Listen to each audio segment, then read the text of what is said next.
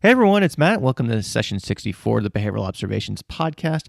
Boy, do I have a great episode in store for you. And I know I say that every single time, but I feel that it's true every single time, or at least there's a sense of excitement that I get from pressing the record button and getting closer to publishing an episode, which, shares these great stories with you guys.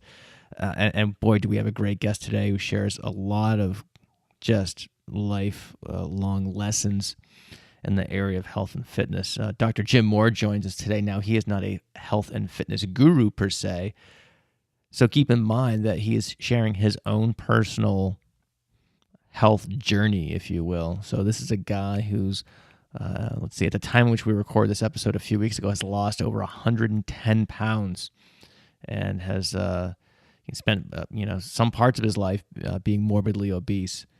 One of the things that really struck me about this conversation was just how open and transparent Jim was about his journey.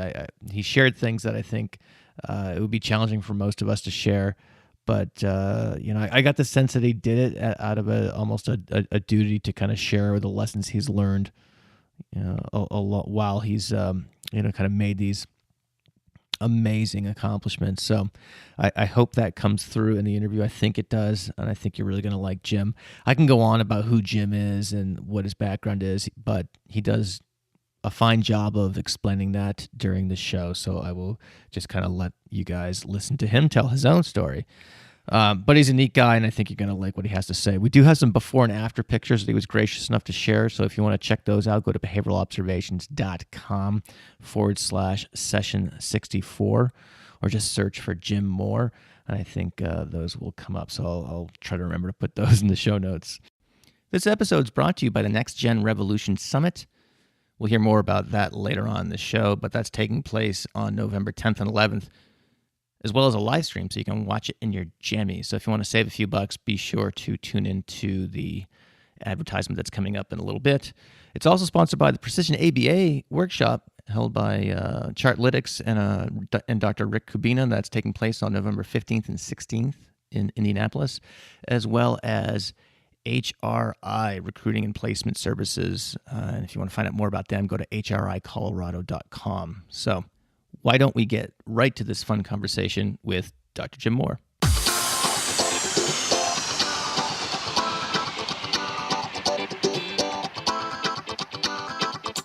Welcome to the Behavioral Observations Podcast, stimulating talk for today's behavior analysts. Now here's your host, Matt Sikoria. Dr. Jim Moore, thanks for joining me on the Behavioral Observations Podcast. How are you doing today? I am wonderful. Thanks for having me, Matt. The pleasure is mine. This is perhaps the interview equivalent of yet another arranged marriage, as motivated by the unofficial executive producer of the podcast, Dr. Megan Miller, who is always coming up with suggestions, sometimes solicited, sometimes not, of who to have on the podcast. And Jim, your name came up right after last year's ABAI. In fact, I think a week or two after the conference, I was in Virginia Beach doing some work with Megan and our mutual friend Ryan O'Donnell. And she was like, Matt, you have to connect with this guy named Jim Moore.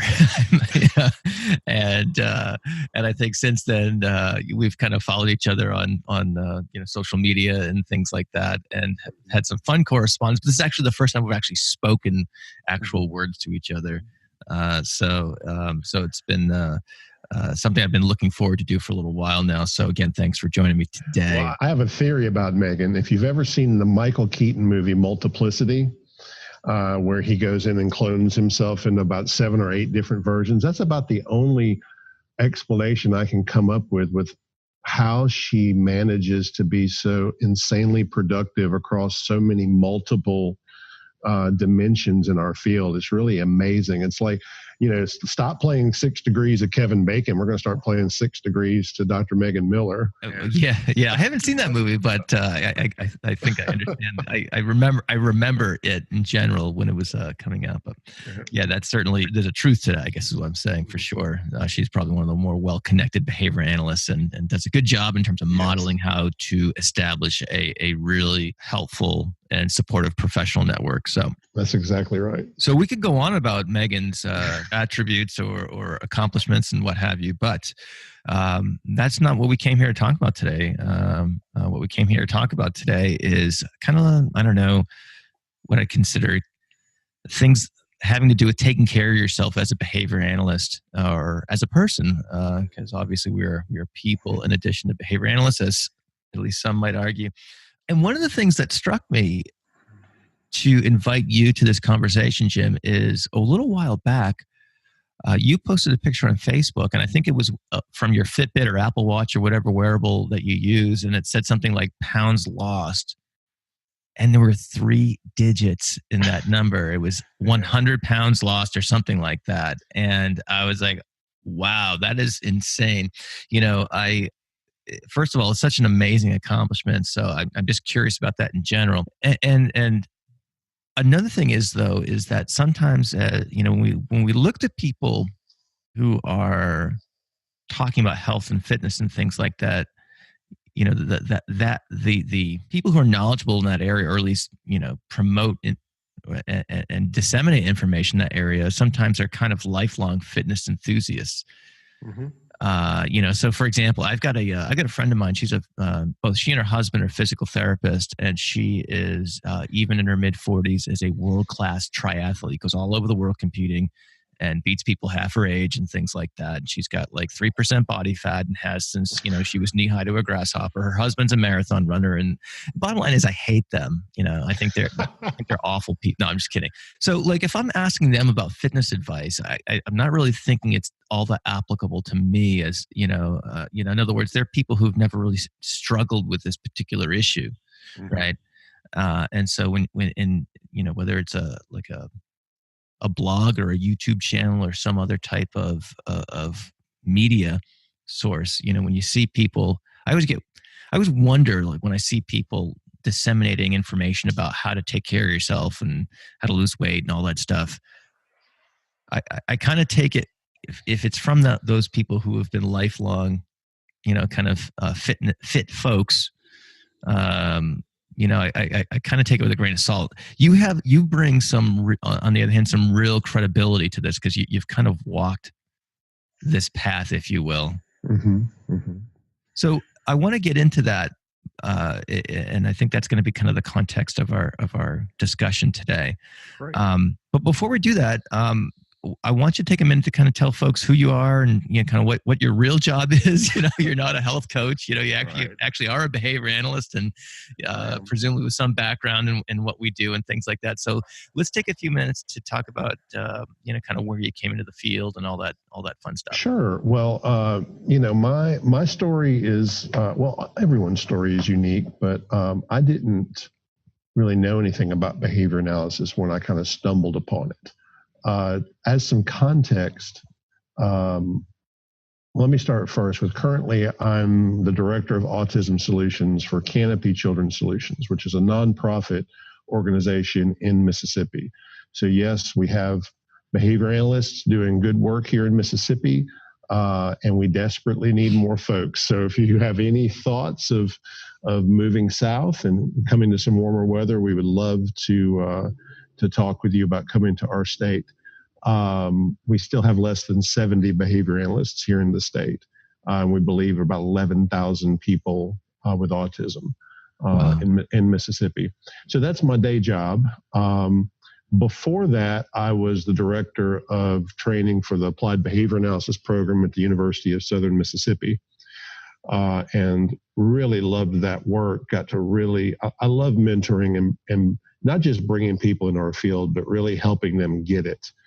And I tell my employees now, just like I tell folks that would come into our graduate program, it's like, listen, we're not going to talk a lot about ABA and autism. We're going to talk about the science of behavior analysis, because I want you to see the world this way. Because if a behavior analyst can see the world through that lens of radical behaviorism,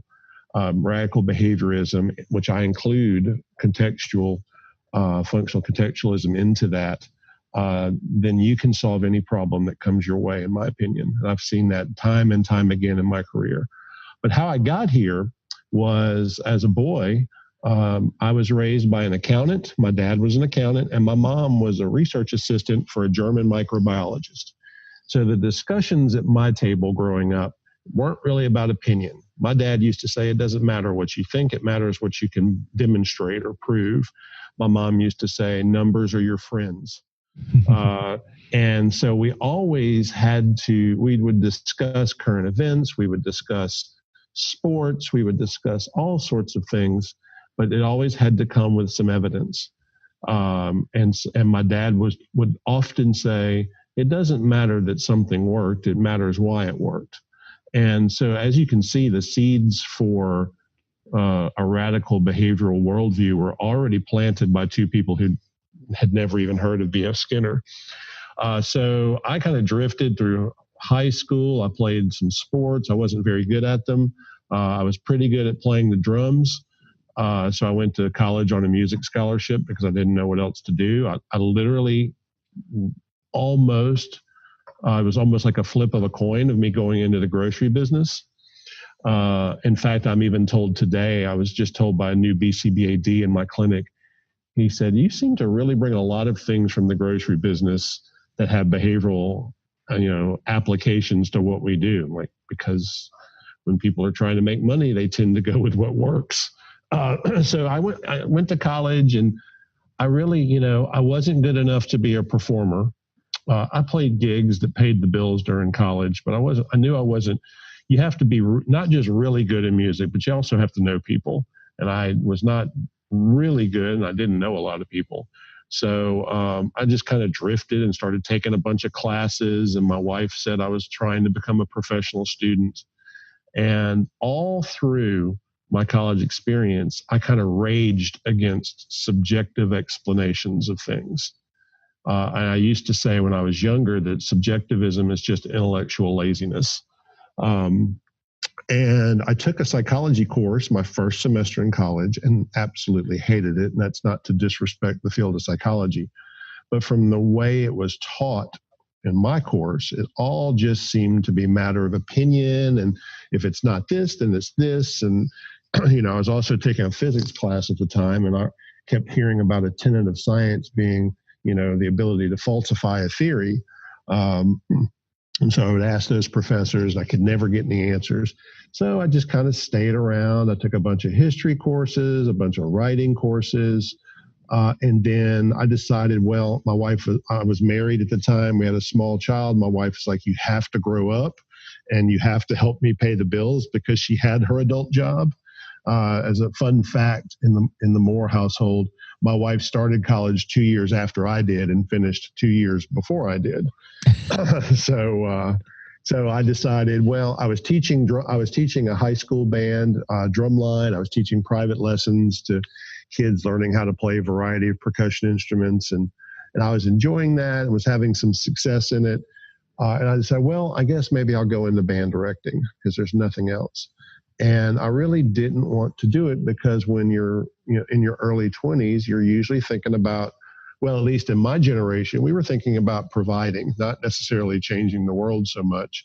And I couldn't get past the fact that the job I'd been offered started around $24,000 a year. So I had waited to the very end to take this course called educational psychology, which was required because I had such a bad experience with psychology. And my wife had already taken it. She says, I'm telling you, Jim, you're going to like that class. I said, it has the word psychology in it, so I won't like it. And that's my view at that time, was that all psychology was just subjective and, really didn't have anything that looked like natural science to me. And I had briefly flirted with going into geology, but my wife kind of nixed that and told me if I changed my major one more time, she was going to murder me. And so I took the class, and it was taught by a wonderful man named Daniel Tinkstrom, who's a behavioral school psychologist. If you look at his work, he's done some really good work in the late 80s and 90s on the good behavior game. And his work, Tim Vollmer has shared with me, is kind of like a staple in Tim's lab with some of the work that he's doing on the good behavior game. And he started the course with operant and respondent conditioning. And so I can remember hearing, and I really honestly, because I was a really terrible college student, I really was half listening and jotting notes down about something else in my notebook. And I heard this thing, he said natural science, and heard him say objective many times and all these other things and measurable. And so I went up after class and said, so you're telling me that there's a part of psychology that actually looks like science or natural science? And I went up to his office and he gave me a copy of Science and Human Behavior. Not too light of a reading to give to a senior and undergraduate. Especially one who is gone from major to major and is, sounds like you had kind of like this meandering educational pathway up until that point. That must have been a pretty heavy lift. If you look at the number of hours I have across different majors, it's just insane. And so I read that. I read it twice because it was difficult for me, especially with no background. And then I went to About Behaviorism next, which kind of gave me more of the philosophical underpinnings and foundations and what I needed to know. And, by the end of that semester, that was 4 weeks of that course, but I kept wanting to talk with him about that topic. By the end of that semester, I had read 4 of Skinner's books, and then I'd stumbled upon an article called "The Shame of American Education," which is actually my favorite Skinner article from the American Psychologist. It reads, as a funny backstory, when I used to teach educational psychology, I would pass that out with the dates removed and ask my students to tell me when it was written, and they would all say this in that current year because it's still relevant today. Great article if you've never seen it, "The Shame of American Education." I will track that down and put that in the show notes for sure. And I have the PDF if you need it, I can send to you. Even better. So it really struck a chord. And Dr. Tingstrom said, have you ever thought about going into this as a career? And he kind of could sense that meandering that you mentioned and said, you look like you're really passionate about playing the drums, but not so much about a career in music education, which was true. And so I went home and I talked to my wife, and I guess she saw some clarity and some sincerity. And she said, so what does this mean? I said, well, from what I've read and been told, it means I need to get a PhD in behavioral psychology. This is back 1996. So there were very few PhD programs in behavior analysis. There was no BACB. There was no licensure for behavior analysts. So I can personally attest to that. Having graduated in 1996, so for sure. So I was at least smart enough, again, being kind of driven by thinking about providing for my family, to say, if I want to do this, and back then there were nowhere near the academic jobs for well-trained behavior analysts as there are now. So I really felt that the only avenue I could go was to be a licensed psychologist, but then be very specific with what type of training that I sought out.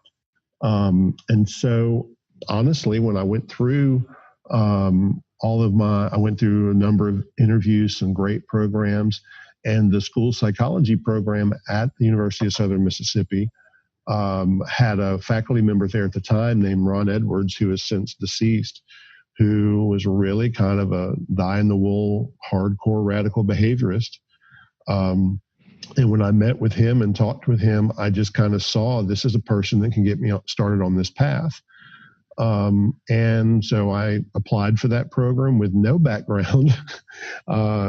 They asked me to take a bunch of undergraduate psychology courses, which I took in 2 semesters. And then I entered that PhD program. From there, hold on one second. So you're telling me that your wife started college 2 years after you and finished 2 years before you. That's for the undergrad. Right. And she was trying to tell you to kind of trying to encourage you. I guess we can use that word and interpret that however we want, to kind of get some sort of direction going. Or some sort of, closure, if you will, to your educational career, so you can, as you say, provide. And then And then you say, hey, honey, there's a directionality to that. Right. But on the other hand, I think everyone who's been hung around a graduate program has seen many people kind of enter them and then continue to kind of meander and things like that. So was she on board with that? Did she see the rationale and so forth? Given what you've built up, I want to know how that went down. Well, the thing that I love about my wife, we've been married 26 years this past July, and the thing that she constantly says, and she said this to me during my weight loss, is she goes, I've never doubted that once you set your mind on it, that you will accomplish it. So when she saw kind of the seriousness that I approached her with about this and the passion that I had for it, she said, absolutely. Now, the big question was, okay, now do we move and uproot our family? Because at that particular time, we were living in married housing at USM, which was insanely affordable. And with my wife having a teaching job, we were able to kind of say, okay, we're okay staying at this kind of low income level for a little while because, we both grew up pretty poor. So, a small apartment wasn't anything that really got us offended. We had our oldest child at the time, was the only child we had at the time. And we kind of liked being on campus and being able to take her to see a Shakespeare play or to go in to see the orchestra play. And so she was able to, we just kind of thought that, hey, this kind of seems to make some sense. If it had been an issue of us having to move, I don't know that we would have been able to do that, honestly. So it's kind of like all the stars aligned, even though I don't believe in magic and mysticism. It's like a lot of things had to be in place for that to happen. For example, if Dr. Edwards had not been not only a faculty member there, but willing to take me on as a student, then I don't know that I would have been willing to go to somewhere that did not kind of guarantee me this type of experience. So my wife was incredibly, and has always been incredibly supportive to me. And again, I think that she saw that I was just really seeking something that fit what I didn't know at the time, a behavior analytic worldview that was already there, that couldn't find an outlet. And once I came upon it, I've never really looked back. And so she was, without her, I couldn't have made it. So I really owe a lot to her. And then throughout that, I spent 4 years in the PhD or on campus in the PhD program, and then was lucky enough to match with, on paper, the Kennedy Krieger Institute, but in practice, it was still when the Marcus Institute was still affiliated with Kennedy Krieger. And so I was able to choose, and at that, from the moment I came into graduate school, I started looking around and saying, okay, who, from an internship standpoint, who's the best in the world I can learn this stuff from? And two names kept coming up, Kathleen Piazza and Wayne Fisher. And at that time, they had been at Marcus for about a year, but they were still kind of technically at Kennedy Krieger. And so I was fortunate enough to match with them and go down to Atlanta. I spent a fair amount of time in Baltimore as well, but my placement was at Marcus. And it was just really, really cool. When I look back, there's just so many things that I wish I could take credit for in my development as a behavior analyst. I just can't. Number one, people will always say, who's the best mentor you've ever had? And it's simple. It's Kathleen Piazza. Wayne is really high up there too. And Wayne is the person who probably influenced me the most.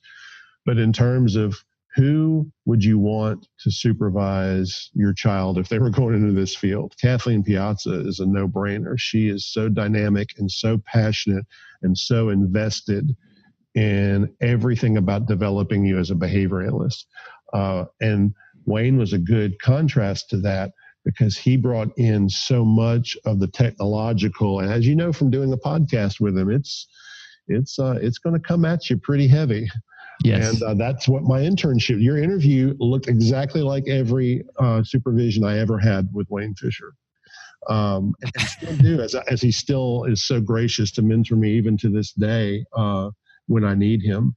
And at Marcus at that time, you had just this collection of talent that was unbelievable. Hank Rohn was there.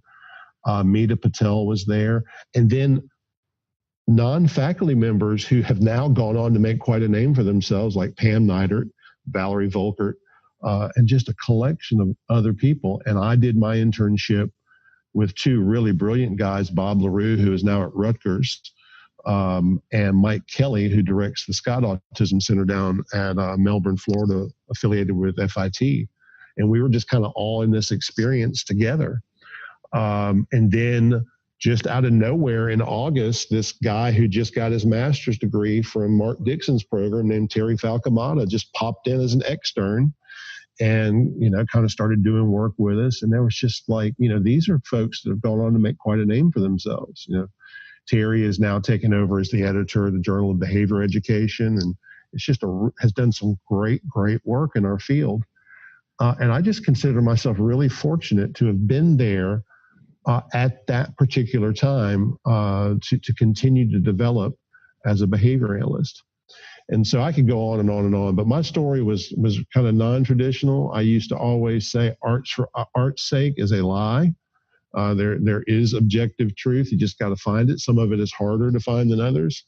And so, this kind of foundation of radical behaviorism is how I see everything. It's been incredibly important in my weight loss journey. It's been incredibly important in my career, in raising children and interpersonal relationships.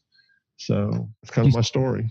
Do you still play the drums? I do every once in a while. I have a practice pad. I keep telling Matt Broadhead that we need to challenge Scott Geller to a drum off at ABAI and just kind of have a three-way throwdown and see who emerges. Matt's not up for it just quite yet. I have it on good authority that he's quite the drummer. So God incorporates drumming into many of his talks. So did not know he was a drummer. Yeah. Very cool. Very cool. It is funny to see what other talents folks have aside from their professional training. So I was just curious about that. Are you looking for a new job, but you're overwhelmed with all the emails that you're getting from various ABA agencies? What if there was someone who was in your corner and could help you find the perfect job placement? Well, that person exists. Barbara Voss has been working as a recruiter for over 30 years, and her company, HRIC, specializes in placing BCBAs in permanent full-time positions throughout the United States. Barbara has been placing BCBAs since 2011, so she knows our business, and she offers personalized service to any BCBA looking for a new position. She also helps companies looking to hire BCBAs too. Here are just some of the things Barbara can help you with. She can provide information about salary ranges in different markets across the country. She can help you write your resume. She can coordinate and prepare you for the interview process, and even help negotiate the right salary for you. And best of all, there are no charges to any candidate for all of these services. When you are ready to make a change and want to work with someone who will listen to you and understand what you need in a new position, contact Barbara at HRIC. To schedule a confidential discussion, head over to hricolorado.com. Again, that's hricolorado.com, and hit the contact button to connect with Barbara. You won't be disappointed. But gosh, we can take this in so many different directions. But I do want to kind of return to the topic of your kind of weight loss, remarkable weight loss at that. So trying to figure out how to set this up. But why don't you? So I think in our email correspondence, you indicated that you've been kind of all over the map. You've been super fit. You've been the opposite. You've been somewhere in between. And so there seems to be like this kind of upwards and downwards, kind of oscillation or trajectory, if I'm not mistaken. I guess if you don't mind, why don't you kind of just take us through how this has gone for you before we get to the actual things that you've done as it relates to creating some kind of long-term sustainable change. Right. So, what you said a little bit earlier about, people in the profession of health or fitness, even within our field, come from a really fit lifestyle. I envy them for that. I did not. Both of my parents were heavy smokers. I grew up in the South, so this notion of comfort food was a real thing.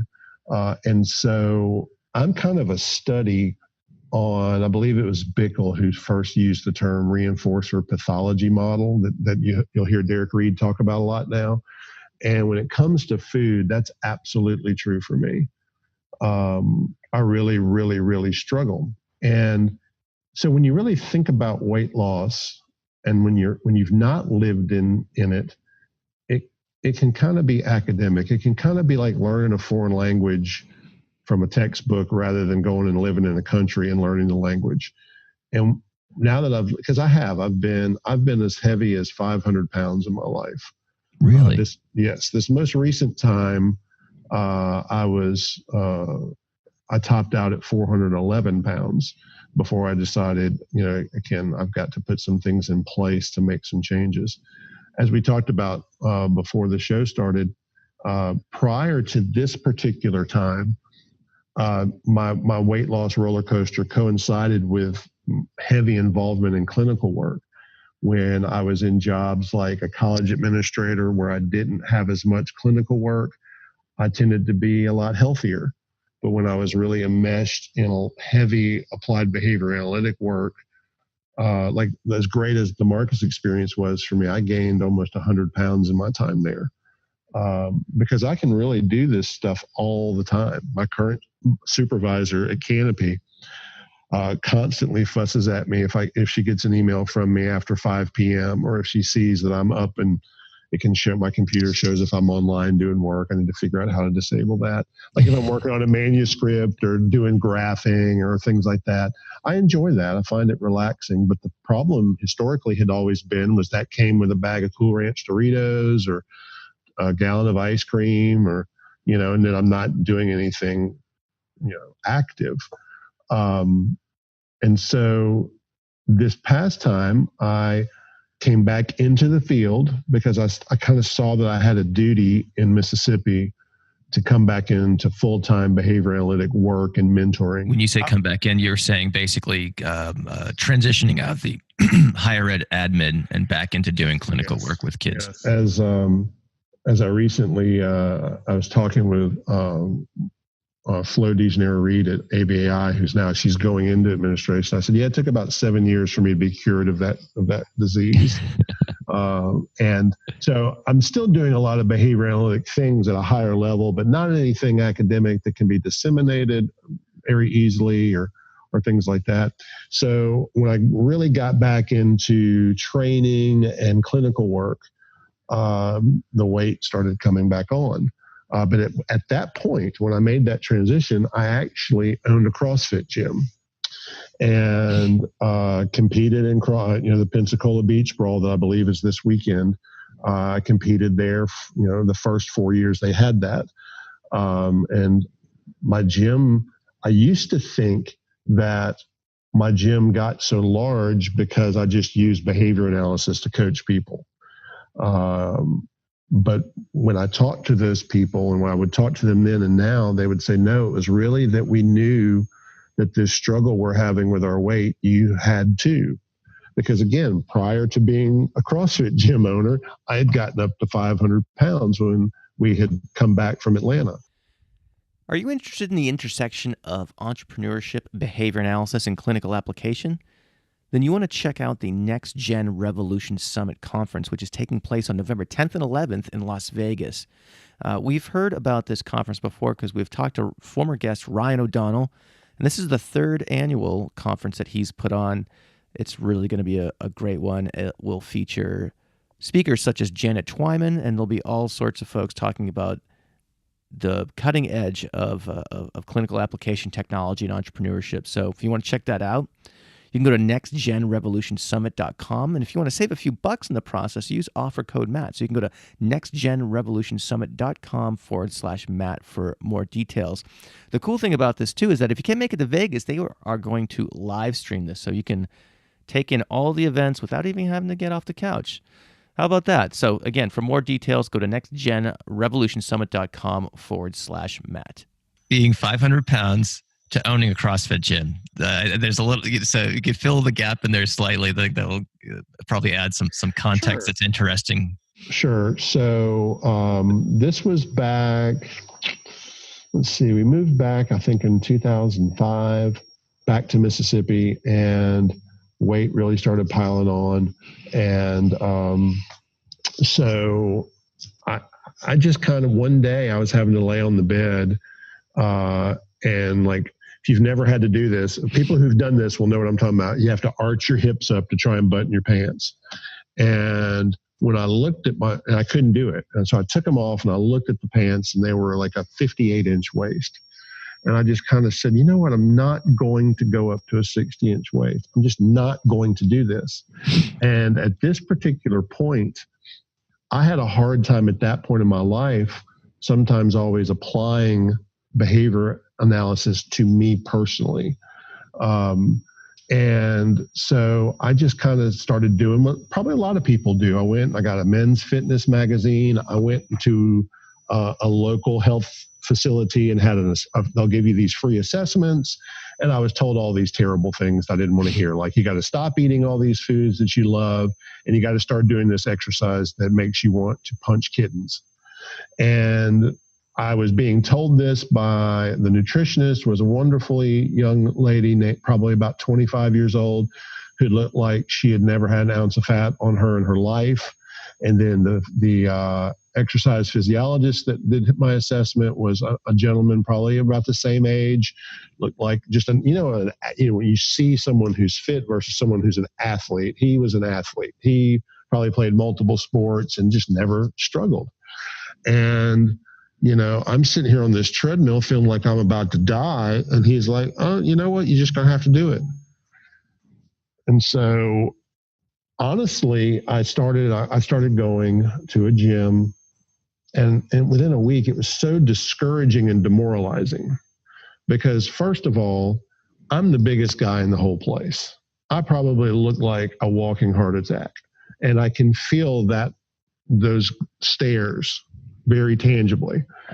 And it's hard. The response effort required to try and start losing weight when you're morbidly obese is sometimes overwhelming. And everyone's telling you that nothing that I've encountered from that profession bore any resemblance to what we do for a living. It would be like taking a child who's non-vocal with autism and say, okay, your first goal is to give a speech in front of a room full of people, and that's really kind of how I felt. And so one day I was just leaving the gym and I was packing up my things. And I just really kind of looked in the mirror and said, you know what, there's just no point. And when you talk to people who struggle with their weight, that's a private verbal behavior that happens a lot, is that there's just no point. And what's the use? Or how can I ever accomplish anything like this? And as I'm sitting there having my little private pity party, I hear a friend, and you'll hear this theme from me about accountability that's been crucial throughout my journeys. And I hear a friend of mine say, Jim Moore, is that you? And I look over, and here's my friend named Denton Plumley, who was a law enforcement officer. And he was getting done, and he was in really, really good shape. And he goes, are you in here? You trying to get in shape? I'm like, well, you can call it trying. And long story short, he goes, how about this? How about you start coming with me? I'm thinking, man, I don't want to slow you down. And he goes, no. He goes, you're my friend. I want you to come with me. And so every day, if I wasn't in the gym parking lot at 5:30 in the morning, he was calling me. And if I didn't answer, he called my wife. And he was not a trained behavior analyst, but he got it. Like, he was like, listen, man, I'm going to run on the treadmill, but you aren't there yet. You need to go sit on that recumbent bike and just get your heart rate up a little bit. And then every now and then he would say, man, you're looking like maybe you could go a little faster on that bike now. And then eventually it became, hey, you come over here and get on this treadmill next to me and you just walk. I'll run, you walk. And then it became, hey, man, I think you're ready to come and lift some weights with us.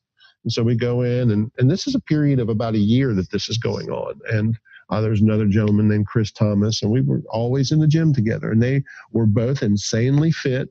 but they always they would do their bench press, and then both of them take the weight off for me. And it was it always made me feel like should be there. It's like, it didn't matter that I couldn't bench press 225 pounds. I'm over here doing like 85 pounds. That, they really, really poured themselves in. And through that, they're also conditioning their attention as an even more powerful reinforcer. So there was a lot of it that in the mornings when I would get up and not feel like it, which is every day, not feel like going, I would think, well, I'm going to disappoint. And at first, it was like, I want to avoid Denton calling me. Then it became, I really want to be there because I enjoy this interaction. And so next thing you know, I'm down to about right at 300 pounds. That's 200 pounds that had been lost up to that point. I obviously felt physically different, but in my skin, I didn't feel very different, but I was noticing that I was being treated very differently all around. Tell me more about that. Well, it's easier to get things done when you are more attractive to look at, so I noticed that my secretary, or my administrative assistant at the time, became much more willing to do things that I would ask her to do. I was able, people would do things like, like I'd buy clothes and they would say, oh, well, I'm going to give you my discount, which had never happened to me before. People paying for me to get coffee in Starbucks, or just generally being nice. And I know that's probably some of my behavior also emerging and feeling more comfortable. But, my wife will always joke and say, again, 26 years of marriage, so we're both very sarcastic. She'll often say, okay, it's time to buy a car. So Jim, you got to get really fit, because Fit Jim has gotten some insane car deals for our family. Unfit Jim really gets taken to the cleaners most of the time. And so when I was around 300 pounds in that journey, Denton says to me, hey, a buddy of mine is opening this thing called a CrossFit gym, and he gave us a month for free. So we're going to go check it out. We want you to come. I was like, CrossFit? What are you talking about? He goes, I don't know. It's on the internet somewhere. And this it's on the internet. Love it. And this is early before anyone had ever heard of it, like 2007 probably. And so I drive up, I get there before everyone. All I can see is this one garage door that opens to the woods. And there's like this literal, think about the worst Rocky training setting you can think of. And that's what this gym was. There's like this one street light above the garage that's flickering.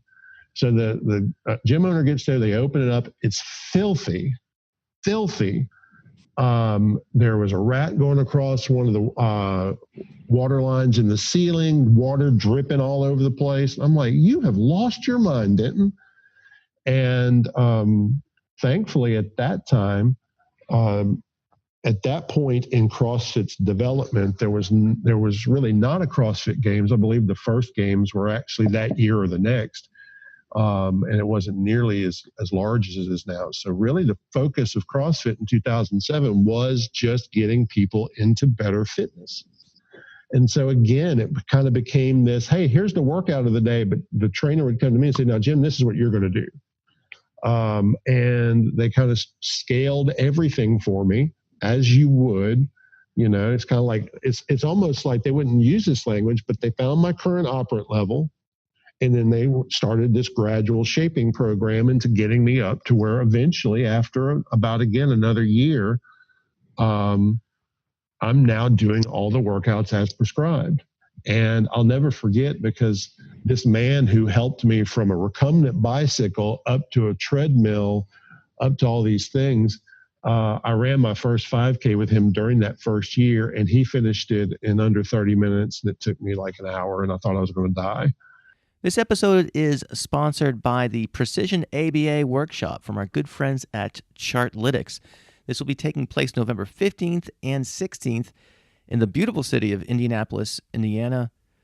I am actually recording this commercial from my hotel room here at India. We just wrapped up the Hoosier ABA conference, and boy, what a great town this is. So if you're in the area and you want to, or if you're out of the town and you want to visit and check it out, man, what a great city. And oh yeah, and the content is pretty cool too. I spent some time with Rick over the weekend here at the conference, and he's really excited for this workshop. Having participated in some of Rick's workshops in the past, and having seen him just present here at Who's Your Abba, boy, is he really good at what he does. And he is going to teach you how to supercharge your ABA practice. So for more details, go to chartlytics.com/events. And if you want to save a few bucks in the process, use the offer code MATT. All right. I hope you get a chance to check that out. We had the workout of the day kind of as I was entering this period of the fittest I've ever been in my life.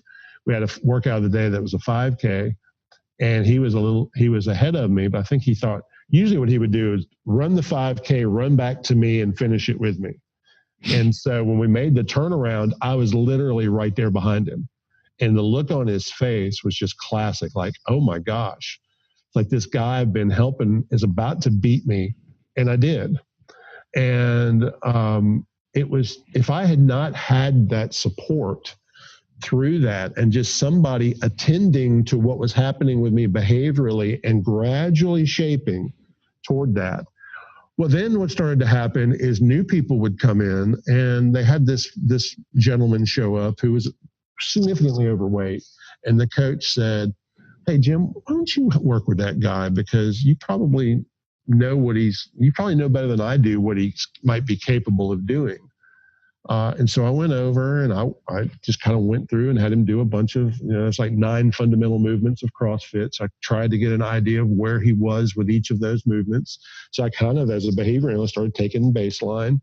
Well, to make that story very short, if I can, that became the owner of that gym saying, we want you to become a coach. I was like, what? And so they sent me to San Diego, California, and I spent a week there and got certified as back then it was just a level 1 CrossFit certification, and as CrossFit Kids. Also, what started to happen is kind of something similar to what I think the Cooper book calls a behavior trap. It's like I had to have all of these things in place with my eating. That included fading and getting me on a healthy eating schedule, and I hated it all. And then somewhere around 280 pounds, just something changed to where now, rather than really reacting to that immediate consequence of delicious food, I started responding more to the delayed indirect active contingencies, which were, if I eat this now, it's going to affect my performance in the gym. If I eat this now, tomorrow's workout's really going to stink, or I'm not going to be able to do this, or I'm not going to be able to play tennis as well as I want to now. So the contingencies really changed as really the response effort changed. Now it still stinks. I mean, working out still stinks. But at that point now, it was not stinking so much because my body was also working against me. It just stunk because it was hard workouts.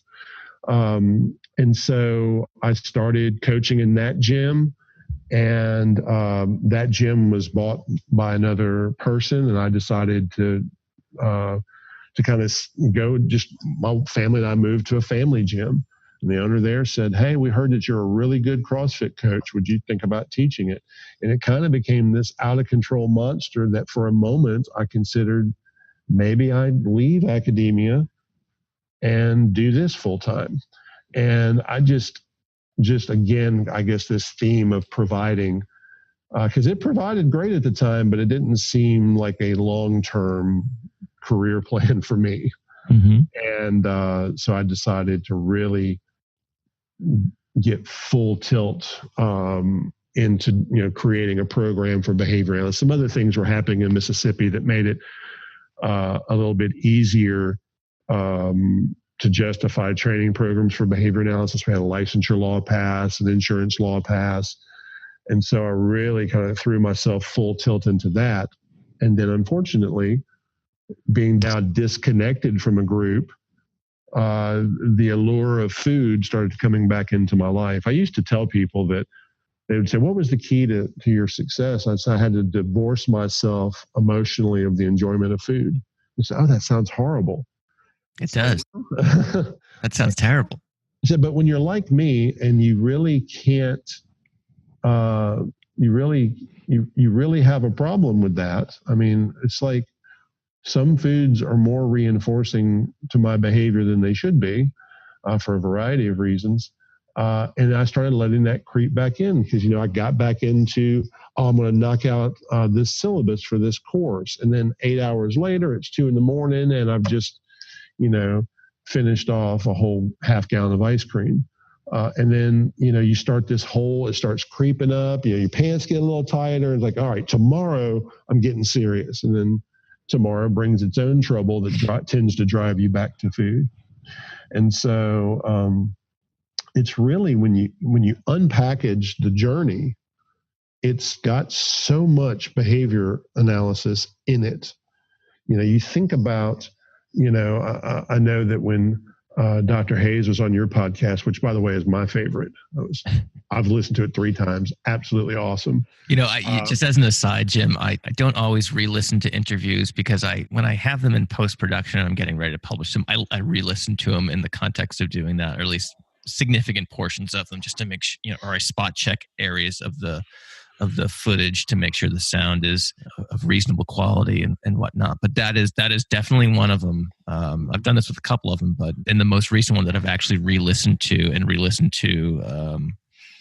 probably listened to it about at least 2.5, possibly 3 times. And it was probably the easiest interview I've ever, I think between Steve and Pat Fryman, those guys, they could open up the Concord, New Hampshire phone book and just start reading it, and it's entertaining. I drove Steve from the airport when he came to Mississippi a few years ago, and I had that same experience. And I almost purposely took a wrong turn so I could to the trip, and I kept telling myself, "Shut up, Jim! Shut up, Jim!" Because it was not just this incredibly deep knowledge, but history too. Like to hear him talk, like he would say, "Well, when I would go to Fred's house and talk to him about my research, I'm thinking, this guy's sitting there with Skinner talking about what has now become RFT." And when you hear him talk about it, and I thought he did it really well in your podcast too, it's like, how do you not walk away saying that's a hardcore radical behaviorist? I just don't understand that. But anyway, that's so. With his new kind of merging of evolutionary science and contextual behaviorism, it really shows how the weight loss struggle is entwined in that, because everything is connected down to the physiological level. Through our language and our, both the onogenic and cultural contingencies that are at play. And then you think about it. I'm 400 pounds, I was 411 when I started this journey. So I'm 411 pounds and I need to diet and exercise to lose weight. Okay, so let's just go to the food standpoint. What am I talking about? I'm talking about a deprivation schedule. What is that? It's a motivating operation that increases, the effect, the reinforcing efficacy of those food items and the evocative effect on the behaviors that have obtained those in the past. So I'm already under intense, if I'm not careful, like these people who go to these radical, like Biggest Loser diets. I'm eating in baseline 7,000 calories a day, and now I'm going to try to go to a 1,500 calorie diet like that. It's incredible. And what do we know? Those MO effects, that feels a lot like extinction. And what does extinction do to human behavior? We get really emotional about it. And so I'm already kind of at risk. Just when I start a diet, I'm at risk of getting off of it. Now, if I have any other aversive events in a day, I didn't sleep the next night, or I'm hurting because of this exercise I'm doing, or my boss yelled at me, or I got in a fight with my wife, any of those things could be the straw that sends me back. Because what now? I'm privately under all this aversive stimulation. The foods that I go to, so you get this double whammy. The foods that I go to, it's not like I'm binging on kale. Right. People aren't going to say, man, if I could just get off these beets, I'd lose weight. No, it's chips and pizza and ice cream and buttercream icing and all of these wonderful things. So they have this direct acting positively reinforcing effect physiologically on us. And they tend to remove that aversive stimulation at the time, because now I'm not thinking about my wife yelling at me. I'm thinking about how good this stuff tastes. Double whammy of positive and negative reinforcement happening at the same time. Are you familiar with the podcast called The Drive? Or have you ever heard of a guy named Peter Attia? All right, I'll send you the link to it. But it's a really he's a medical doctor, and he's really into longevity and all sorts of interesting things like that. But he interviewed a guy who has a clinic in Boston, I think, and they talked about just from a metabolic perspective, what those foods like chips and cookies and things like that, and the role of fructose and whatnot. And it just seems like the cards are so stacked against, because those are such strongly appetitive reinforcers. From a metabolic standpoint, it really is. It's almost unfair to some extent.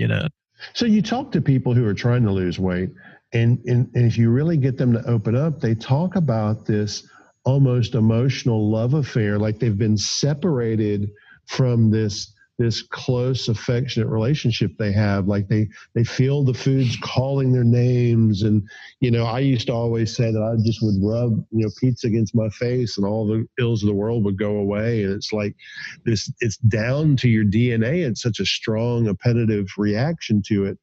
And so now I'm trying to go against that. Well, then some things that I've also learned on this journey that our science can help facilitate is I really need to be collecting data all throughout this. Because, for example, from the exercise standpoint, so if we think about our evolutionary history as a species, what does lots of caloric output with reduced caloric input equate to over the history of our species? Starving, famine, probably things that mean we're about to die. And if we then kind of reduce the brain to maybe nothing more than just CPU driven towards survival, it's going to fight all of that. It makes no sense, because we say at 400 pounds, I need to get healthier because my body is going to break down. But the body will fight you through that whole process. If you've ever watched The Biggest Loser, the first month, they're dropping weight like this. And then it always hits that fourth week plateaus where they're killing them. And they think the answer is more exercise and more caloric deprivation. And it just keeps plateauing. You see people falling off left and right. Then they start cheating because they start having what's the use? So I need data, and I need good individually driven science, because, I have my own, yes, I do have this kind of phylogenetic history from my species, but I also have my own ontogenic individual history that shaped how my metabolism works individually. So I need to be collecting multiple sources of data. For me right now, it's kind of like I was telling my wife this morning. This morning I ran for 45 minutes, and I'm right now I'm in Jackson, Mississippi. We live in Hattiesburg, so I'm about 90 miles away from my wife. And so I sent her a text saying, I hate running. And she said, well, then why do you keep doing it? I was like, because that's what I have to do right now to get my heart rate where it needs to be. When I started the journey, I would get on this exercise machine called a New Step, which is like a step down from a recumbent bike. It's a recumbent elliptical. And I could get on that machine for 5 minutes and not go very fast. And my heart rate for me needs to be around 150 to 160.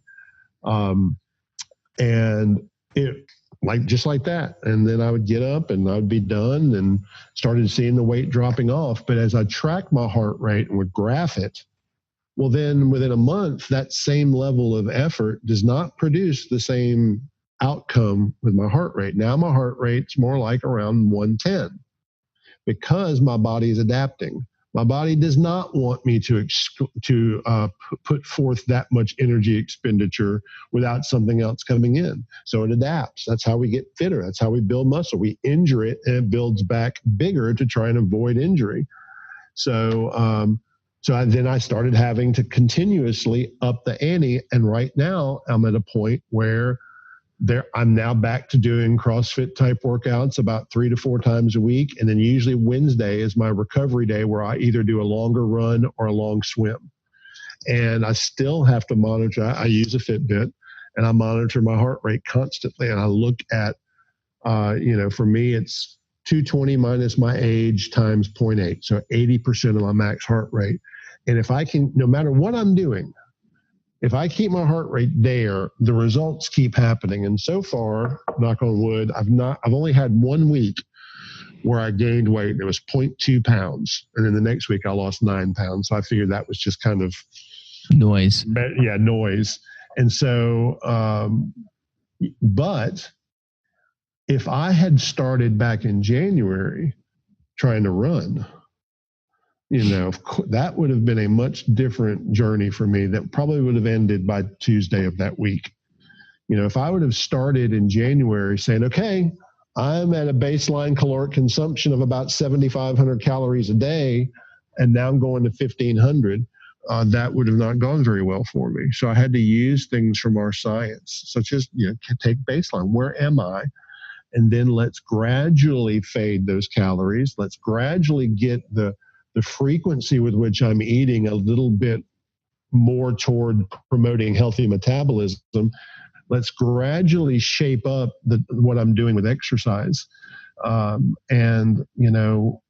But even then, so those are all very, everyone's like, oh yeah, that really connects with a lot of behavioral things. But at 4:30 in the morning when my alarm goes off, I program my alarm to list why I'm doing this, which for me are my kind of personal values. So you kind of get now into some ACT type things, because when I wake up at 4:30 in the morning, I'm not in my present moment. I want to sleep and I want to eat piles of bacon. That's what I want to do at 4:30 in the morning. Sure. I do not want to get up and I do not want to exercise. And so I do some antecedent manipulations. So for example, I go to sleep in my workout clothes. My shoes are right by the coffee pot, which is the first thing I do. So I put them on. But the first thing that comes up on my phone is an alarm with a picture of my daughter. And for me, I've got a lot of different values, but what was the catalyst that got it started was when she looked at me and said, this is my 9-year-old, and said, are you going to be there when I graduate from high school? And I'm like, well, yeah, I was there when your sisters graduated high school. I'm going to be, no, and then she says, no, Dad, are you going to be alive? Wow. And I echo that to myself privately every single morning. And so far, I've been on a really fortunate run now for about 9 months, where almost 10 months now, where I've not been sick, even when I go to conferences. The joke I told Megan and I spent some time in Florida a couple of weeks ago when we did peak training. And I joked that I almost got eaten by alligators because I forgot that the water was filled with alligators when I went out running. So I've not missed a day, Monday through Friday, of going to the gym. But Matt, mark my words, however many days that is, every day started with, okay, today I can just stay in bed. Okay, I've done so well. If I just miss one day, it won't hurt me. I just don't feel like it today. I just want to do as little as possible. And if I don't have that kind of present moment awareness, so now instead of trying to fight that, I go, okay, mind, thank you for that thought. Kind of channel my inner Jonathan Tarbox. Thank you for that thought. And then I'm looking at my alarm going off, saying, okay, not only is that loud and aversive, but I have this picture of one of the most precious things to me and why I'm doing this. To see her graduate from high school, to see her graduate from college, to get married, to have a life. I want to be around for all of that. And honestly, those are all delayed consequences. And when most things are equal, direct acting contingencies usually win. And so I have to leverage my values, accepting that I'm just not going to ever like exercising. Someone saw me the other day. I was doing an exercise that had cleans and box jumps in it. And a lady said to me, it must feel so good to be doing that again. And I went, no, not really. No, not really. I can't say that I'm one of those people that really enjoy that, but I do it. Someone said the other day, wow, this food that you eat, it's so good for you. I'm like, it's good for my body. It's terrible for my soul, So, but I have to, if I don't accept that that's just who I am, realize when I'm under that aversive stimulation, all that present moment awareness that's tending to drive me toward the direct acting immediate contingencies and tending to make me want to avoid those other things that are more effortful, then and I don't reconnect with my values and then take that committed action toward getting up and getting my butt into that gym, then those long-term outcomes will never happen. So all of those things that I talked about with data collection and recognizing the different sources of control over my behavior and shaping and baiting, all of those things are vital. But those bigger things that ACT offers in terms of stacking the deck toward delayed consequences, if I didn't use that now, and I tell you, I'm going to knock on wood because I still have about 70 more pounds to go. I've lost 113 so far. I want to lose about 70 more to get back to where I was. But I think that ACT is going to empower me this time around to finally be off the roller coaster. Even my wife has commented about, Jim, there's just something very different about this time. There's something very different. It's like, she'll go, aren't you going to have a cheat meal? And I usually will have one a week. And I justify it as stoking my metabolism. But it's still, even then, it's not what my cheat meals used to be like, which were give me a dozen chocolate glazed donuts with buttercream icing in them. Now it's more like, okay, I'll have tortillas with my fajitas. And I'm like, it's just that emotional immediate pull that food has had on me for all of these years just doesn't seem to be as strong. Before I was trying to avoid that. I would run from it, or I'd hide from it, or I'd say, no, you can't love this food because it's so bad for you. Now I'm just like, I do love those foods. I'm just choosing not to have them because I've got kind of a bigger fish to fry in my life. And you can notice those private events saying that you want them and then be willing to, I guess, experience them. But again, looking at some of the more, as you would say, the delayed acting, the delayed outcomes that are very valuable to you. Yeah, we spend so much energy trying to fight off thoughts we'd rather not have, and I've just learned through ACT to just stop. I'm going to spend that energy on something else. And this time around, I have a whole new set of accountability partners, which is really cool. They're from our field. Like when I started this, Tyra Sellers was one of the first ones that just stepped up and said, dude, you're going to be getting texts from me every day. And still, she doesn't check in on me every day anymore because she sees that I'm doing fairly well. But she texted me yesterday, just like, how's it going, man? Did you go to the gym today? Like, I sure did.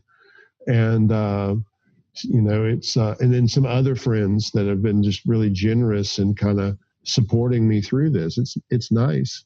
I've not yet ventured back into a CrossFit gym because that culture is a lot different than the one I came up in CrossFit. It's much more, it's hard for me to find a gym that's not very competitive kind of from this CrossFit Games standpoint. But I'm hopeful I'm going to find that because I do value working out with people. It kind of sucks working out by yourself. And I'm just kind of looking forward to going forward. And I see now also the impact that my healthy lifestyle has on my job. My agency, we have 4 core values that are actually really behavioral. And the 4th one is our families and our communities deserve our very best. Well, when I decided to make this change, I realized, my clients don't get my very best when I'm 411 pounds. Because when I need to get on the floor and show this therapist how she's supposed to be pairing herself with reinforcement in this NET session, that's not real easy for me to do at 411 pounds. And now I'm much better at my job. I'm much more mentally alert. That 2 p.m. fog that I was going through before doesn't happen anymore. And so it really empowers me to be better at my job, to be a better husband, to be a better human being altogether. Jim, do you've mentioned people who've helped you, accountability coaches and things like that. I know you talked about coaching when you were getting going in the CrossFit gym a little while ago, but are you currently serving in that kind of mentoring role with other people who are in this process too? I have not yet, because the work that I do every day with autism here in Mississippi is so immense. I'm hopeful that I will. Now, I kind of have this rule at the gym, as I hate getting advice that I didn't ask for. And so I don't give it unless it's asked for. But I did have a gentleman ask me the other day, he saw me front squatting, and he was like, how do you get your elbows that high? And so I was able to show him. I was like, well, when it started, I couldn't even get my elbows up. I just had to hold the bar. And I showed him a variety of different stretches and other exercises that I did. But I'm hoping that as we build more BCBAs here in Mississippi, which we're doing, and I'm able to still, I'm still going to have my 8 to 5 job, but I'm hopeful that moving forward, I can get back into that some. We have a paper coming out in Java that is really exciting to me. Number one, because it's so out of the box for Java. And number two, it's what you just talked about. We took 4 people who were, one of them had an athletic background, but the other 3 had no background in physical fitness or athletics at all. And we taught them all to do the clean and the snatch, which are both Olympic weightlifting moves. And we did it in such a way where we compared forward and backward chaining, which is really, really cool to see, especially the 2 women that were in that study, because neither one of them really wanted to have anything to do with touching a barbell, and for a variety of things, most of them cultural things, feeling that it's somehow not feminine to weightlift. And how do they overcome those, not necessarily a behavioral term, but it sounds like they had some kind of limiting beliefs or some, unhelpful private talk, if you will. And absolutely. How did you help them kind of get past that? Well, I think it was a couple of things. Is that one, I conditioned my attention as a reinforcer as much as I could. But then also, I think having my wife and my middle daughter there frequently doing these things. And then once I would get one, it's kind of like you get one woman who buys in, and now we need to help her be a positive model for those who do fight those battles. And so they can, it's one thing for a 6'4" guy to say, you should weightlift, it's good for you. It's another thing to have another woman who has a similar build and similar social status and background, all that, say, hey, I'm doing this and I'm really, really healthy and I feel strong, and things that I've struggled with mentally now, this has really helped me, and I'm not bulky. That's what I used to always hear, is that if I weightlift, I'm going to get bulky. And, we're not bodybuilding, we're weightlifting. There's a difference.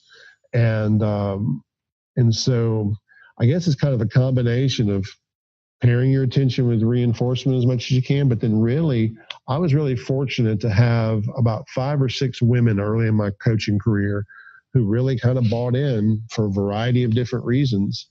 And there was one of them, she now is a CrossFit coach herself, and she would tell me, she goes, I'm going to trust you that I'm not going to look like a man. And if I do look like a man, I'm going to use those man muscles to beat you up. And so she was highly skeptical. But, it's kind of hearkening back to when Steve made the distinction between skepticism and cynicism. If you can find someone who's skeptical, but they're not cynical, meaning they're going to do what you ask them, but they're going to be very doubtful about a lot of things, and then it happens for them, that transformation does happen, then it's going to, that person's going to be your best salesperson right there. They're going to be able to say things to others who have those similar struggles that you could never say. Probably daily now, though, I don't coach her nearly as much as I used to. But to me, the biggest success in that's still in my life is my wife. My wife was never athletic, never did anything, didn't play sports. And when I started CrossFit, she thought the gym was filthy and that her workout just needed to be getting all the filth cleaned up, and didn't want to. Then you talk about barbell lifting, and she's like, there's no way.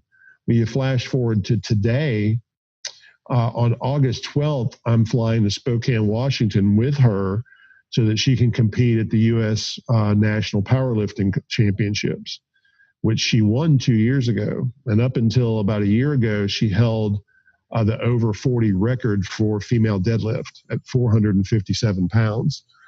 And she is now very motivated to get that record back. because a lady from Germany beat her. And, every now and then, she's gotten a coach that can help her in that particular sport better than I can.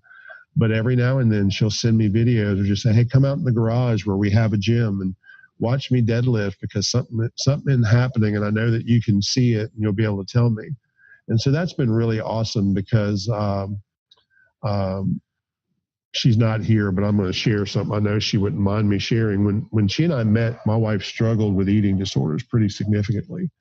And through the first part of our marriage, I tried supporting her. She tried various different things, and it was just a struggle that I couldn't possibly understand. And when the first time she lifted 100 pounds over her head, she looked at me and said, I'm strong. I was like, yeah, nothing can beat you now. And she told me that from that time, she can lift way more than 100 pounds now, she'll describe it as that. She goes, that voice that told me I'm never going to be skinny enough, that I needed to do all these things that were harmful to myself, is gone.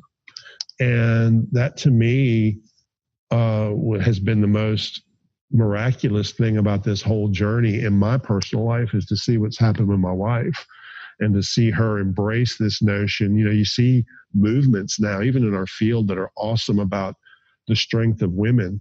Well, I see it firsthand right in my house every day. And I jokingly say, she can deadlift 457 pounds and she can squat, I believe, 350 pounds. I'll jokingly say she's just training to be able to kill me and not leave drag marks when she takes the body out to the woods. But yeah, it's been really, really remarkable to see that firsthand. But I hope to get back into it a little bit more. I've tried to reach out to some folks that are in our field doing some of these things, to maybe have a symposium at ABAI, and I've been a little sad to find that most of them aren't going this year. So if you're watching and have some data to present on health or fitness or athletics from a behavior analytics standpoint, hit me up and let's present that good work at ABAI together.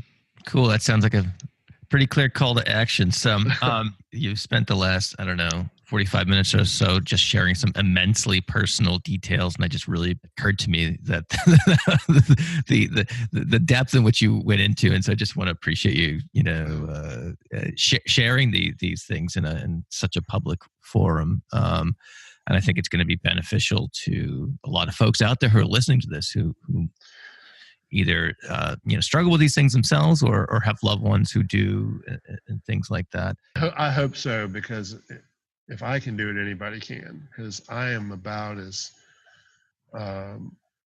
afflicted with food addiction as you can possibly be, and can hate exercise as much as anybody. So if I can do it, anybody can. Just don't do it alone. That's what I would tell someone.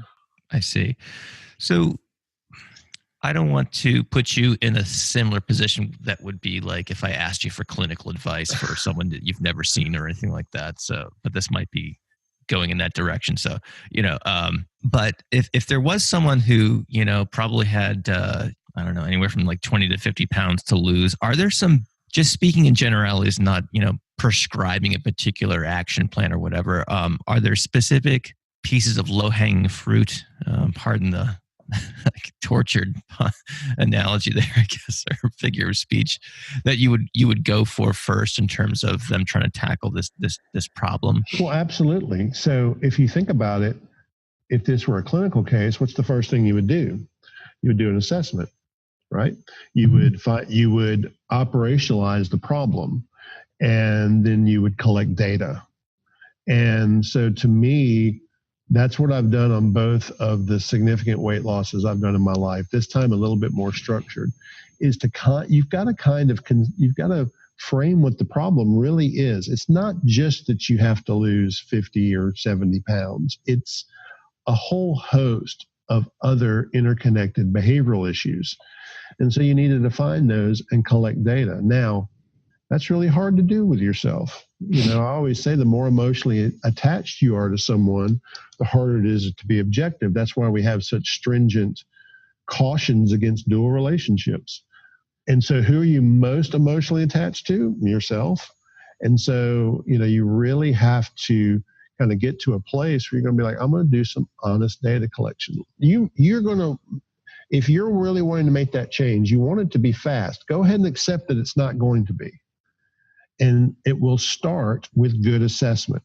So you might want to start on Monday working out like a banshee and eating like, a baby kitten.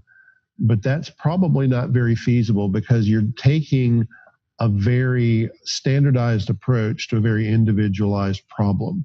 There are certain contingencies that are contributing to the shape that you're in. Weight is an outcome. The behaviors that have contributed to that dependent variable are what you need to kind of grasp and understand. For me, it was collecting data on everything from not just my caloric input, but when am I eating? What am I eating? And what combinations am I eating them in?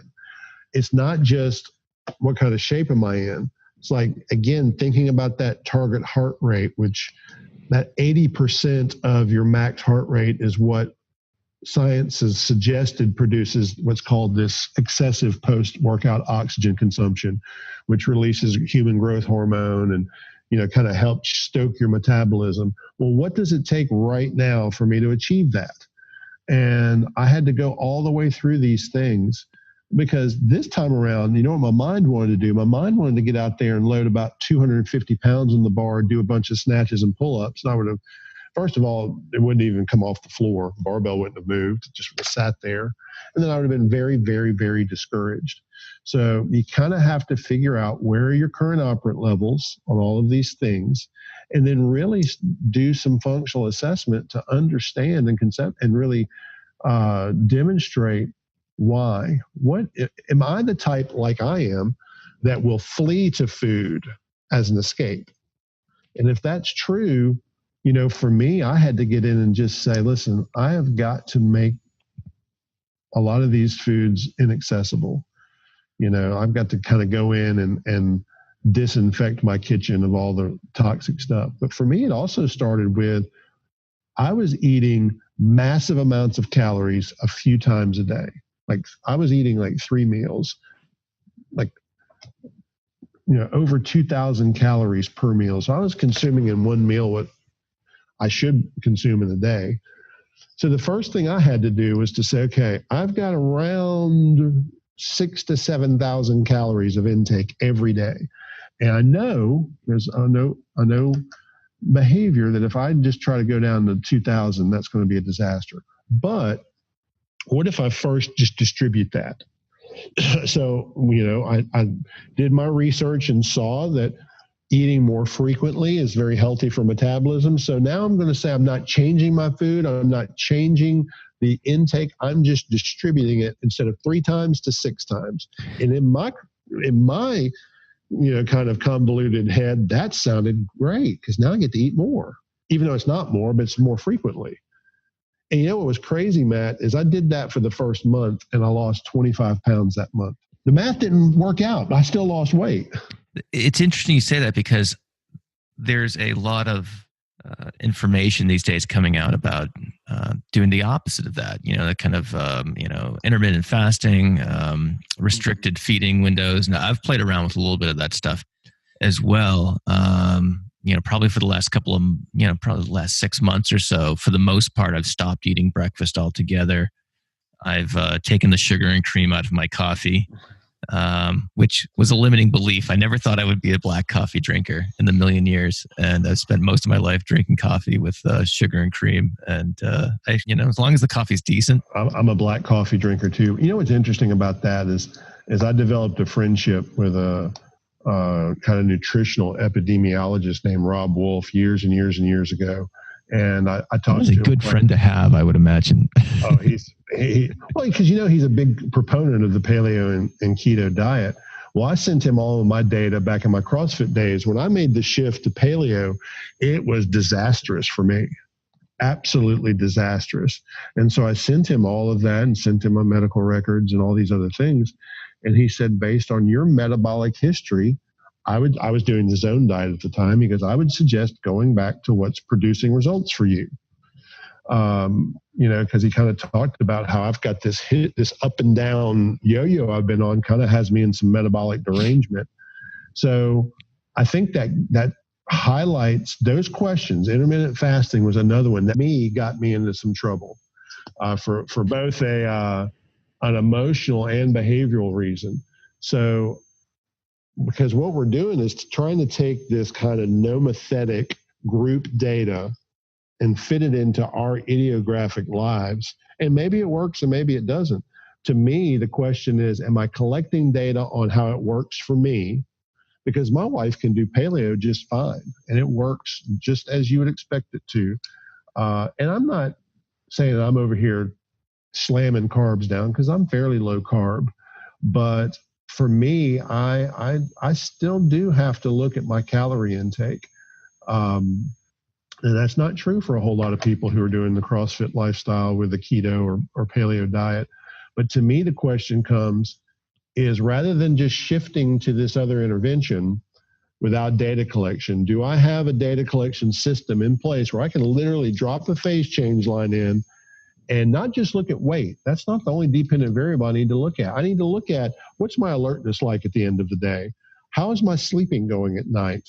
How's my activity level? How do I feel in my workouts? Do I seem to be getting better, or am I kind of plateauing and maybe even getting a little worse? And all of those things, when done well, can really, really help facilitate making progress rather than kind of plateauing and getting frustrated. I see. Yeah. With the kind of restricted time feeding that I've done, I love to eat. I grew up in a Northeastern Italian household. And, if you didn't eat, you were sick.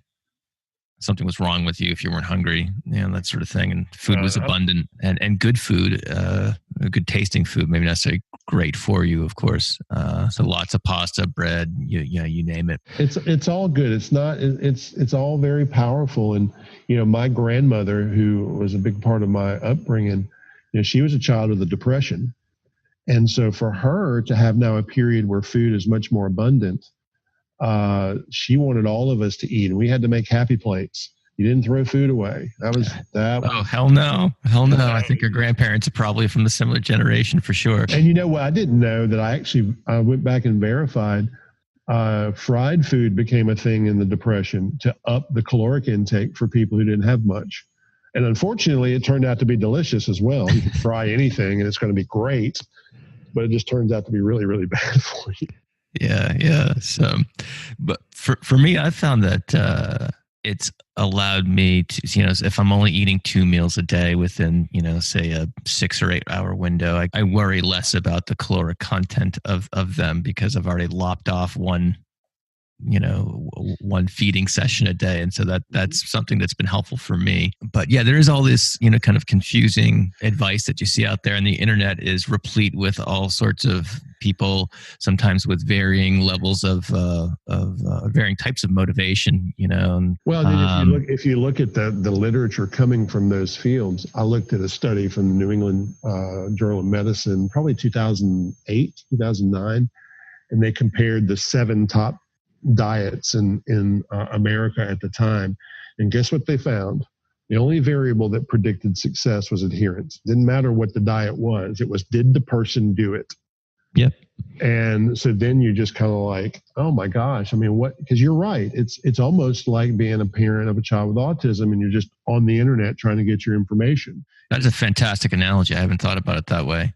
There is just so much. And then you're like, oh my gosh, should I be doing this? Should I be doing this? And then if you're now also in a culture such as, let me tell you, I'll tell you a funny story that kind of shows you the culture of CrossFit as I've encountered it. My middle child did a lot of CrossFit with me. And so one day we were driving in the car and she said, Dad, if you could wish for anything, but it had to be for yourself, what would you wish? And so I said, let's do this. Let's both write down our wishes and see what we come up with. And we both said that we'd be able to eat anything and it makes us fitter. And we started talking about, what would that be like? She goes, what we would do is we would go and win the CrossFit Games and sit up in the stands and eat pizza and fried chicken and down it with a half gallon of Blue Bell. And all those people would say, we got to get on the More diet.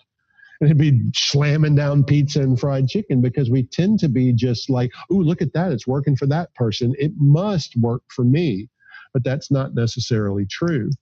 We do have our own, if we believe what Skinner proposed, which is that everything, even within our skin to a physiological level, is behavior or stimulus events, then our metabolic behaviors are not only influenced by those phylogenetic contingencies, that genetic selection, they're also shaped by our own individual histories.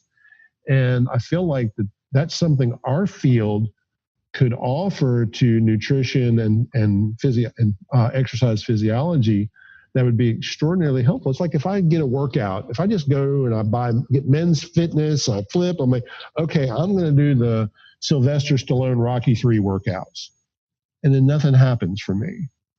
Because as much arguments in exercise as you do in diets. It's like, well, you got to do CrossFit. Oh, no, you got to do machine weights. No, you got to do Pilates. No, you've got to do, I think, Bari, whatever it is that is, now Orange Theory is the big one that's coming out. And it's like, if you're just sitting there trying, and you're like, not just 50 pounds, let's say that you're like me and you're morbidly obese and you're being overwhelmed with all that information, what are you supposed to do to make sense of it?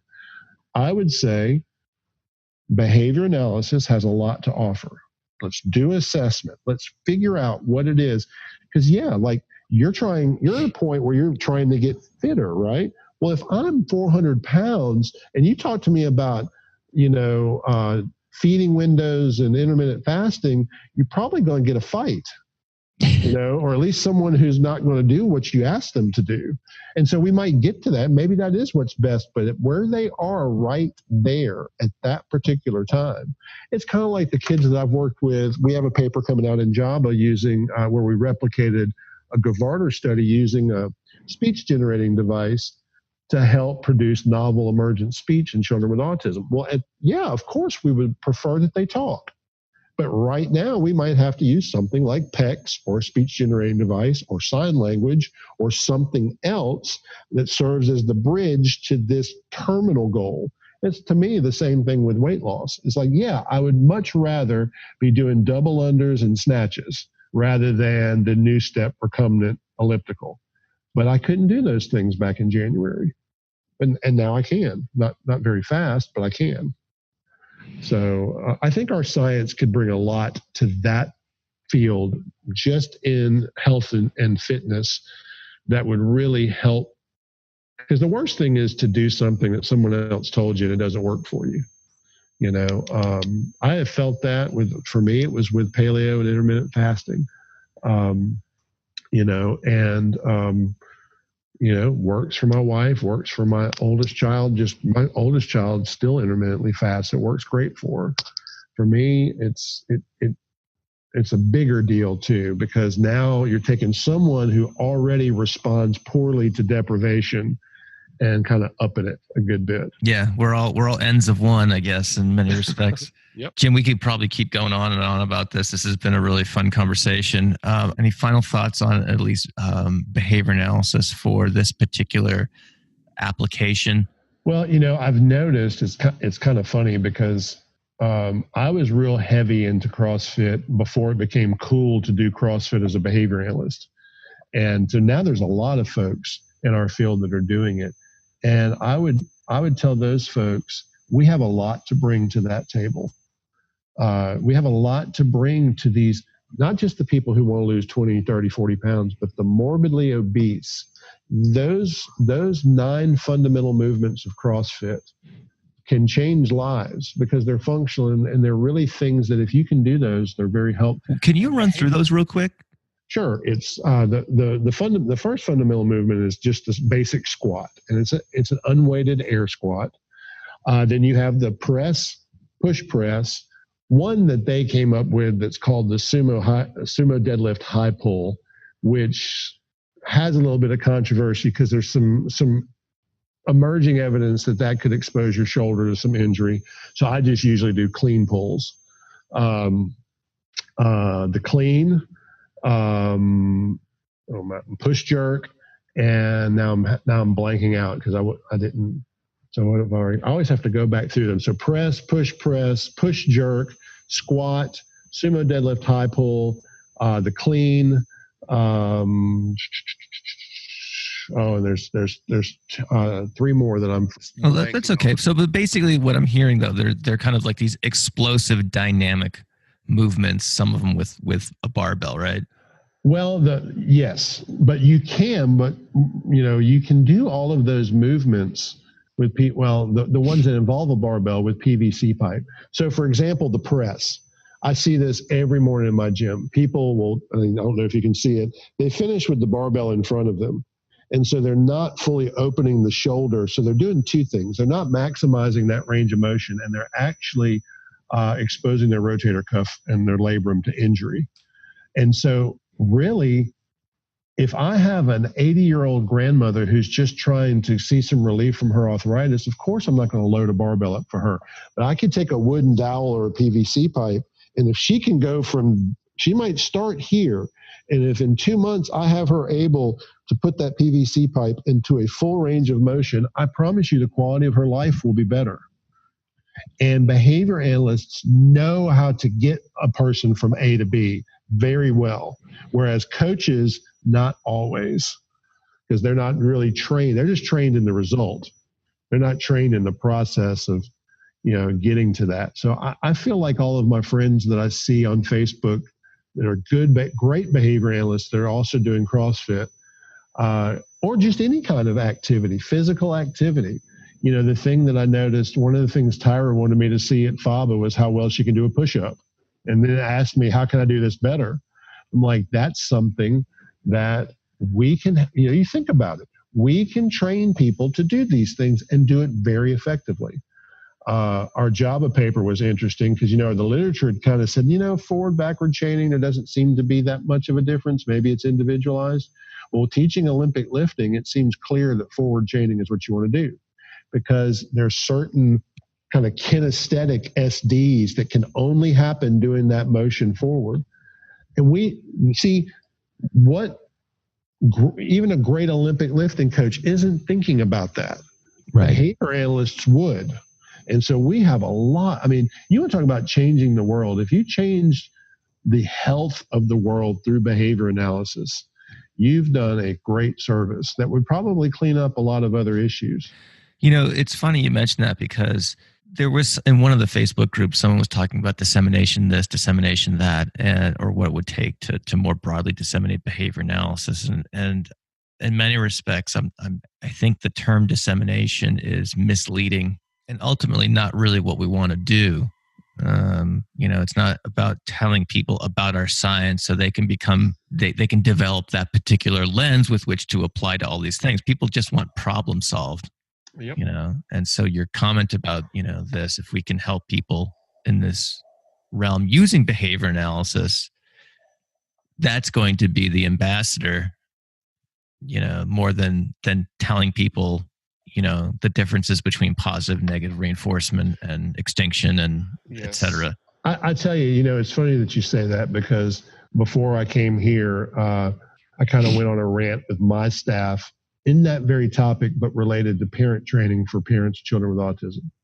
Right. You're not going to put that grid up on the board, right? Am I kidding me? Because I've seen lots of providers, and it's like, we want them to know all these terms. I don't care if they know any of those terms, because you don't have to know those terms to understand how behavior works functionally. And those terms can sometimes be a barrier. You start trying to explain to a teacher who's not even friendly to behavior analysis that positive punishment isn't an oxymoron. You're fighting a battle that you just can't possibly win and shouldn't even be fighting, in my opinion. So let them, you're right. Let them see the results of our science, and I think that you, and I've seen Ryan post on this recently, are really asking some questions that are really important. It's like, what is the holdup? Because we all think it's great. And I think one of those holdups is we're not communicating the impact as much because we get so bogged down on the terminology, and it's like, let people see. When I go into a school, I tell the behavior analyst, like, okay, go find the hardest kid, change his behavior. Don't even talk gobbledygook to the teachers. pair yourself with the teachers, change that kid's behavior, and I promise you we'll have a friend for life. And I feel like it's the same in this realm too. In my CrossFit gym, we did a ton of behavior analysis with those people. We never once said positive reinforcement. We never once said extinction, never once said stimulus fading. And all of my coaches were trained on those things, but without the terminology. And so what that gym produced now is 6 coaches that all own their own CrossFit gyms and have great results. Now, could they sit for the BACB exam and pass it? Nope. But they are really, really good behavioral fitness coaches. So when they're out there changing lives. That's right. That's right. Awesome. Gosh, this is fun. So let's close. I should say you actually have a lot of interesting things to say about the treatment of individuals with autism. Mm-hmm. And we were originally trying to shoehorn a couple of different topics into this one episode, and we quickly realized that talking about health and fitness is an episode unto itself. So, but I want to have you back because I know you're doing some interesting research, and you're doing research in a very applied clinical setting, non-university setting, and things like that. And I think that's a great story to share as well in terms of how people can incorporate more research in their everyday practice. You don't have to be a tenure track. That's right. Professor who is a principal investigator on a grant from the NIH, et cetera, to do your own research. So I definitely want to dig into that. We'll have to do that at some other point. Jim, I do want to close with I know you listen to the show, so you know what question's coming. So what advice would you have for a newly minted BCBA? Don't do what I did, which is completely absorb yourself in your work. Be a person away from your profession. Find those self-care things. Find something you enjoy that, as great as your behavior analytic mind is, allows you to turn it off, at least for a little while, whether that's reading fiction or binging Netflix or going out with friends and doing these new escape rooms or whatever it is. Take that time. I have 4 brand new BCBAs. They just passed. And yesterday I went through the clinic and I stay till 6 and they get off at 5. And at 5:15, they were all still there. I was like, shoo, go away and be a person. Don't, because they will sit there. Because when you're really good at this field, you're also usually really passionate and you will lose yourself. And you don't want that to happen because those kids need you to work in their lives for a long time, not for a short time. So take care of yourself. Find those things that help you kind of, be a person away from your profession. That would probably be the biggest advice I would give. All right. Well, Dr. Jim Moore, this has been just a ton of fun. Can't thank you enough for coming on the podcast and sharing again some very, very personal information. I think it's going to be very helpful to lots of folks listening. I hope so. It was a privilege to be here. Thank you so much, Matt. Thank you for listening to the Behavioral Observations Podcast with Matt Sikoria. You can find Matt's notes on this episode at www.behavioralobservations.com. We also invite you to stay connected with us on Facebook at facebook.com/behavioral observations and on Twitter at Behavior Podcast.